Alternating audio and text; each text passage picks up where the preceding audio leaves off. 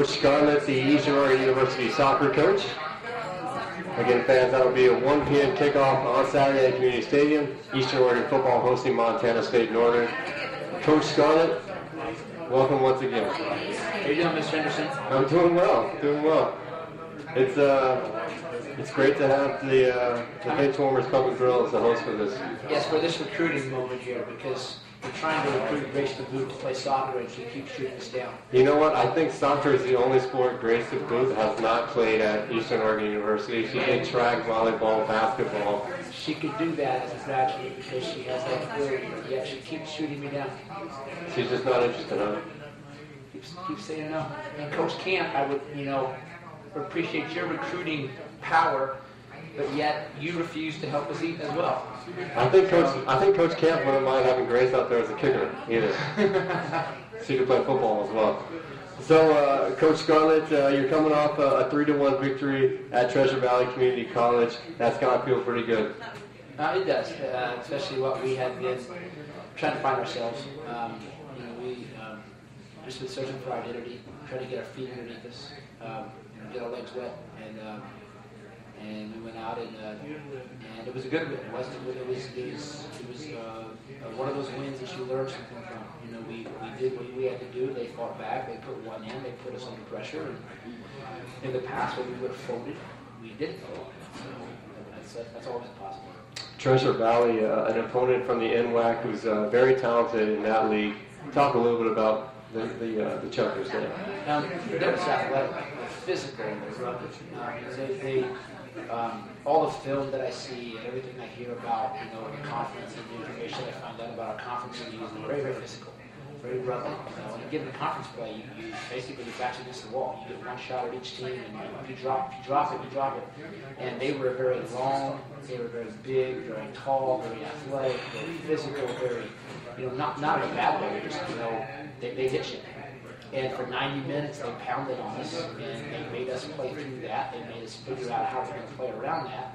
And that was a big thing for us, is that regardless of whether they're a two-year school or regardless of what conference they're in, they play a style very, really similar to what we're going to see when we hit conference play. Now, you had three different goal scorers on Saturday. Katie Arnell found the back of the net. Lauren Robidoux scored as well. And then Cami Hernandez, who usually has been playing in the back for Eastern Oregon, she also found the net. Did that surprise you at all? Robidoux is the kind of player that she has the ability to take over a game on a dime. I mean, if she makes the decision, hey, I want to score, and I want to take this game over, she has that ability. She's one of those special kind of players. So, anytime Robidoux scores, it's good. And any time that she does, it's, we're going the right direction because she has that ability. Yarnell's been a freshman that has come on, and she, had some time to find her niche, to find exactly where she fit, how she fit in, and that goal was nothing more than pure work rate. And she just outworked the defense. She outworked it. It was set up beautifully by another freshman that laid the ball across to her, and she found that. And then Hernandez worked in the back. We freed her up. With some good patience, and she was about 35 yards out, hit it one time, and put her in the back net. So.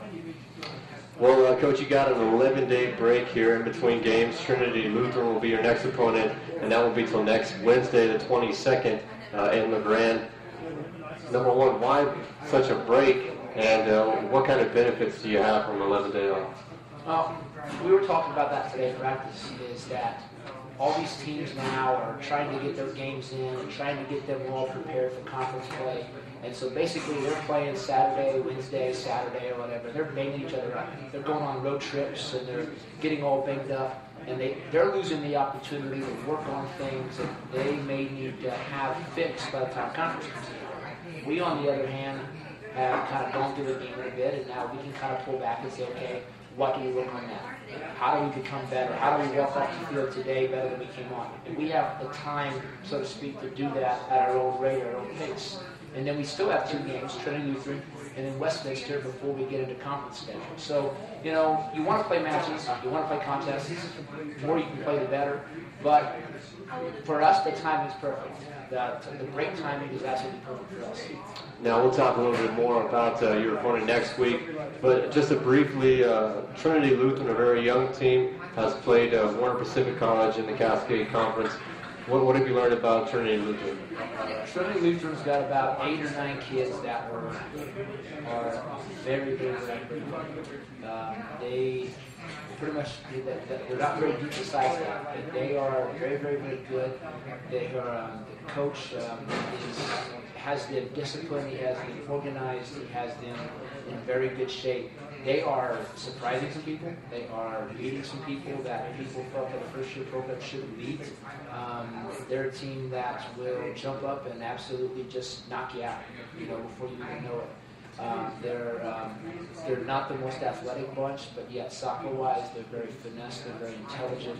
They solve problems. They work their way out of pressure situations, and so. You know, they're not. It's, you know, they don't match up as well with us as our black girls. The things they do well are some of the things that we're struggling with. So we need to figure those things out before we. Well, Coach, enjoy your time off from the games. I know you guys are practicing it up in between here. Enjoy the break, and we wish you the best luck on the 22nd. Again, we'll talk a little bit more about Trinity Lutheran next week. Appreciate it. Thanks a lot. Thank you. Coach Ben Welch could not join us today. He is at practice right now. The EOU cross-country team coming off a very successful weekend in Nampa at the Roger Curran Invitational. The women finished third at that meet, and the men finished fourth. The women had 4 runners in the top 25 in the women's race, including Carly Coffey in first place. And the cross-country team will head to Klamath Falls this Saturday, and that'll be the Cascade Collegiate Conference preview meet. And that's also home of the Cascade Collegiate Conference Championships later on this season. And looking at EOU headlines, the Eastern Oregon University Athletic Department will have a drum line beginning this year. That'll debut on October 15th at homecoming. Also, Caitlin Duncan was named the Libero of the Week in the Cascade Collegiate Conference, and Carly Coffey was named the Female Cross-Country Runner of the Week. Also, the EO Zoo open for registration for all students.